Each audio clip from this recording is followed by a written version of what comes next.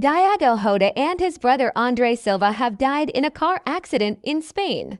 Liverpool and Portugal forward Diogo Jota, 28, and his younger brother André Silva, 25, tragically passed away on July 3, 2025, after their Lamborghini crashed near Zamora, Spain. Reports say the car suffered a tire blowout, veered off the road, and caught fire. Both were confirmed dead at the scene. A devastating loss for football and their loved ones. Rest in peace, Diogo and André.